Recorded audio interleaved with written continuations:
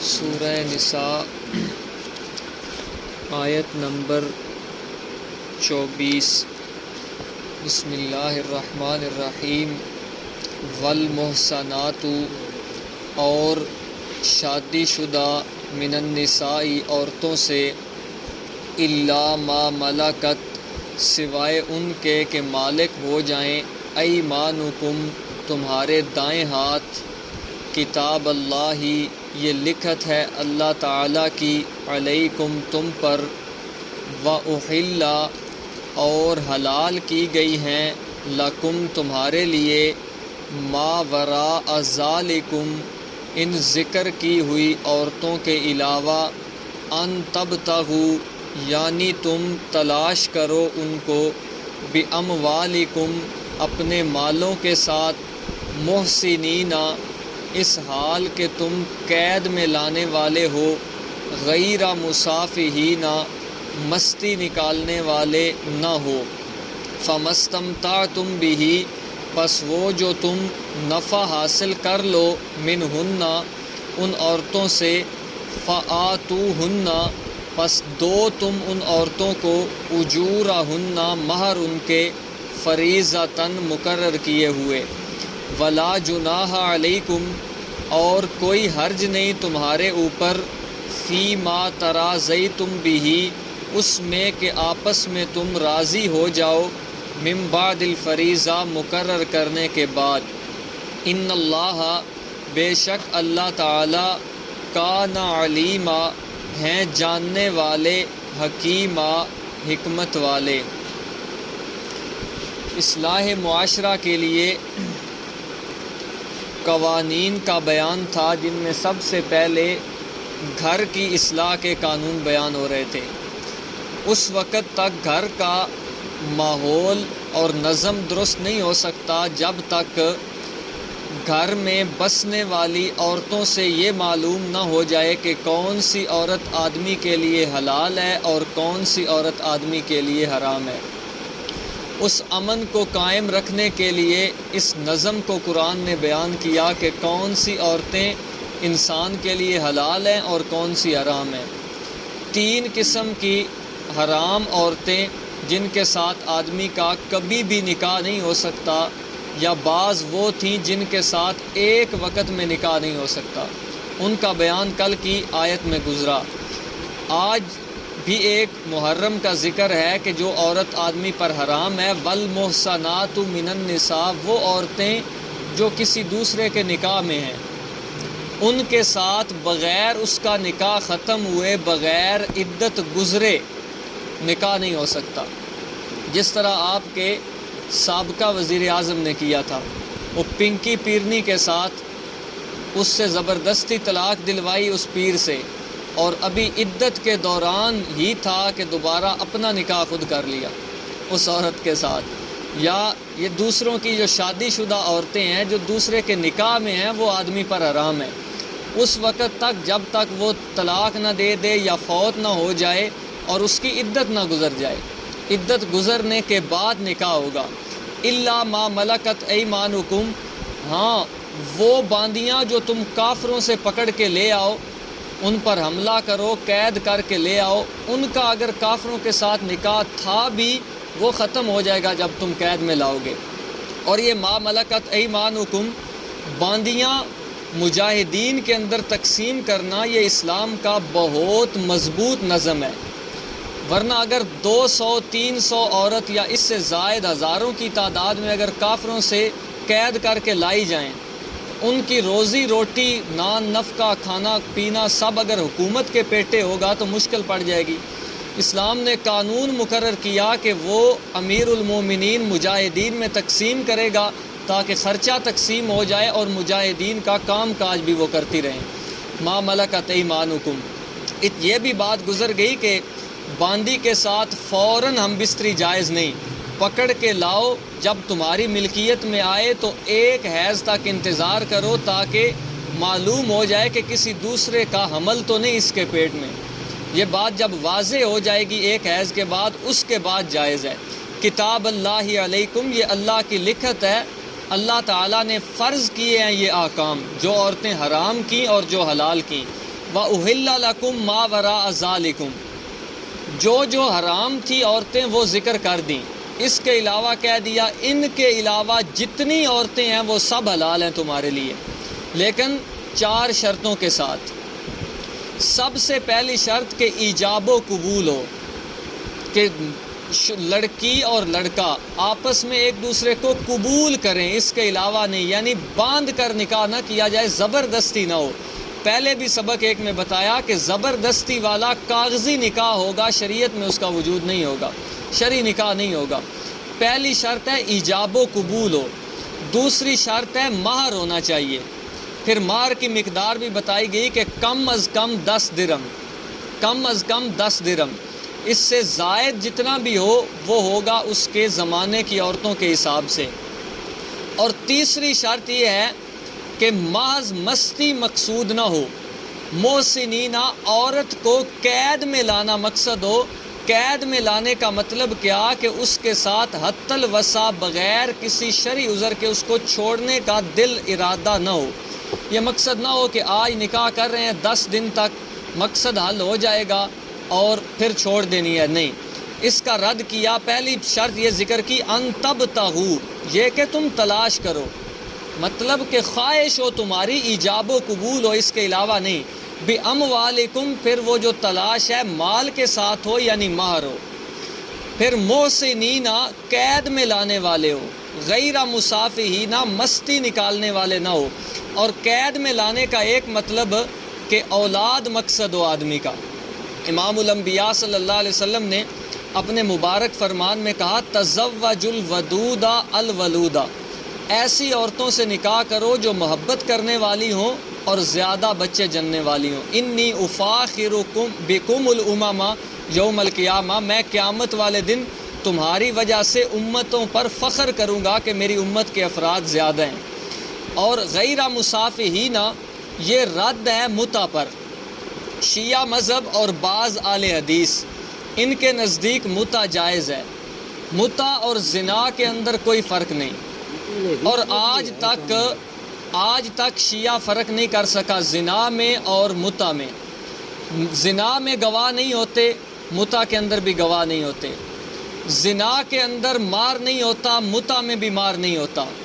زنا کے اندر نسب ثابت نہیں ہوتا، متع میں بھی نسب ثابت نہیں ہوگا۔ زنا کے اندر اولاد مقصود نہیں ہوتی، متع میں بھی اولاد مقصود نہیں ہوتی، دونوں میں مقصود مستی ہوتی ہے۔ اور یہی وجہ ہے آج تک شیعہ مذہب زنا میں اور متع میں فرق نہیں کر سکا، اور ان کا شور ہے عالمی سطح پر کہ متع کو رواج دیا جائے تاکہ زنا ختم ہو جائے۔ چیز ہی ایک ہے، اور آپ کے ملک میں قانون ہے اگر لڑکا اور لڑکی پکڑے جائیں، وہ کہہ دیں کہ ہم نے متع کیا ہے، ان کو چھوڑ دیا جائے گا اور اپنا مذہب رافضی شو کریں، جاؤ تمہارے مذہب میں، وہ کہیں گے جائز ہے۔ اور اہل حدیث، ان میں کچھ ایسے ہیں، نزول الابرار وحید الزمان کی کتاب ہے ایک، نزول الابرار من فقہ النبی المختار، اس میں اس نے لکھا کہ متع جائز ہے، حالانکہ اسلام میں متع ایک لمحے کے لیے بھی جائز نہیں ہوا۔ مکی اور مدنی دونوں صورتوں میں متع کی حرمت موجود ہے، اور قرآن مقدس نے صاف بتایا کہ 2 قسم کی ایسی جگہ ہیں جہاں تم اپنی حقوق زوجیت اور ہم بستری کر سکتے ہو۔ والذین هم لفروجہم حافظون الا علی ازواجہم او ما ملکت ایمانہم، ایک بیوی آدمی کی اور دوسری باندی جو آدمی کو اپنا امیر المومنین کی طرف سے حاصل ہو، کافروں کی قید کی ہوئی عورت۔ ان 2 کے علاوہ حضرت عبداللہ ابن عباس کہتے ہیں کہ ہر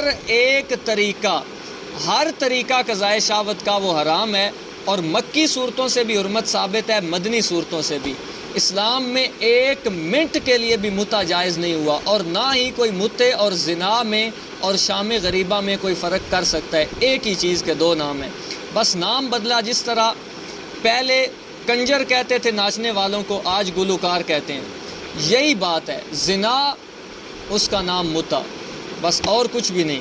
فَمَسْتَمْتَعْتُمْ بِهِ مِنْهُنَّ، اللہ کہتے ہیں جن عورتوں سے تم نفع حاصل کر لو یعنی ان کے ساتھ ہم بستری ہو گئی یا خلوت میں ملاقات ہو گئی، فآتوہن اجورہن، یہ بھی بات پہلے گزر چکی ہے کہ ہم بستری سے پہلے اگر طلاق دی جائے تو آدھا مہر ہوگا، اور اگر اس کے بعد دی جائے تو پھر پورا مہر دینا ہوگا۔ تو یہی ذکر ہے، آتوہن اجورہن فریضۃً، جو تم نے مہر مقرر کیا وہ ان کو دے دو۔ ولا جناح علیکم، ہاں یہ بات یاد رکھو، جو مہر مقرر ہو گیا یہ کوئی پکا نہیں ہو گیا کہ لائن لگ گئی ہے پکی۔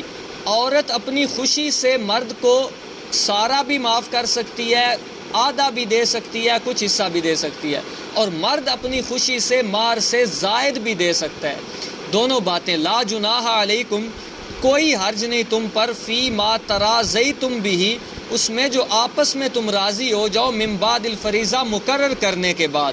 ان اللہ کان علیما حکیما، اللہ جاننے والے ہیں خوب، کہ اپنے علم کے مطابق اللہ تعالیٰ نے قوانین مقرر کیے، جس کا اوپر ذکر کیا کتاب اللہ۔ حکیمہ، حکمت والے ہیں، وہ جانتے ہیں کن کن قوانین میں آدمی کا فائدہ ہے، کن قوانین میں آدمی کا کن باتوں میں نقصان ہے۔ والمحصنات، اور شادی شدہ من النساء، عورتوں سے، الا ما ملکت، سوائے ان کے کہ جن کے مالک ہوں، ایمانکم، تمہارے دائیں ہاتھ۔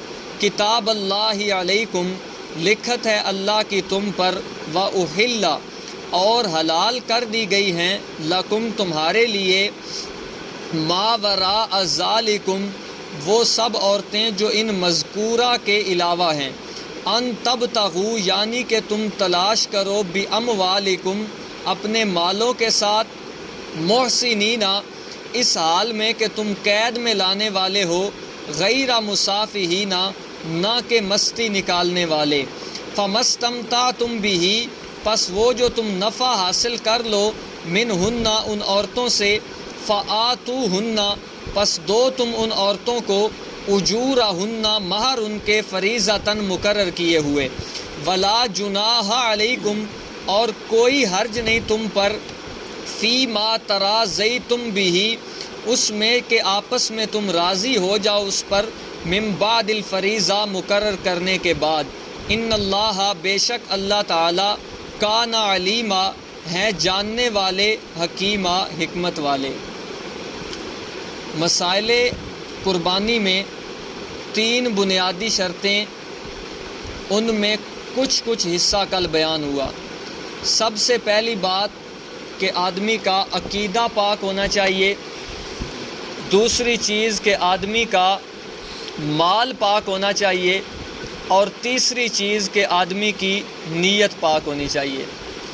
چند خراب عقائد اور گندے عقائد کل کے سبق میں ذکر ہوئے، اسی طرح انہی عقائد میں اللہ تعالیٰ کے علاوہ غیروں کی نام کی اگر نظر دینے والا ہو، 11ویں شریف، 12ویں شریف، نیاز حسین، اسی طرح امام الانبیاء صلی اللہ علیہ وسلم کے نام کی اگر نظر دینے والا ہو، امام جعفر صادق کے نام کے کنڈے دینے والا ہو، اور سبیلیں لگانے والا ہو حضرت حسین کے نام کی یا حضرت علی کے نام کی، تو یہ آدمی مسلمان نہیں ہے، اس کے ساتھ قربانی نہیں ہو سکتی، اس کا عقیدہ ناپاک اور پلیت ہے۔ اور اسی طرح مال کے حرام ذرائع چند بیان ہوئے، ان میں ایک ذکر ہوا کہ حجام جو داڑھی کاٹے یا خلاف سنت بال کاٹ کر اجرت حاصل کرتا ہے وہ حرام ہے۔ اس کے ساتھ ایسے مال سے اگر وہ قربانی کرے تو قربانی میں شرکت نہیں ہوگی، اس کی قربانی قبول نہیں ہے۔ اسی طرح بیمہ پالیسی، بینک کی نوکری کا ذکر ہوا۔ اسی کے ساتھ آج کل عام طور پر انٹرنیٹ پر ویڈیو اپلوڈ کر کے جو اشتہارات اور وہ اپنی مشہوریاں دیتے ہیں تصویروں کی، ان مشہوریوں کے ذریعے، تصاویر والی مشہوریوں کے ذریعے جو حاصل کی جانے والی اجرت ہے وہ حرام ہے۔ اس کے ایسا کاروبار اگر کسی آدمی کا ہے تو اس کے ساتھ بھی قربانی نہیں ہو سکتی۔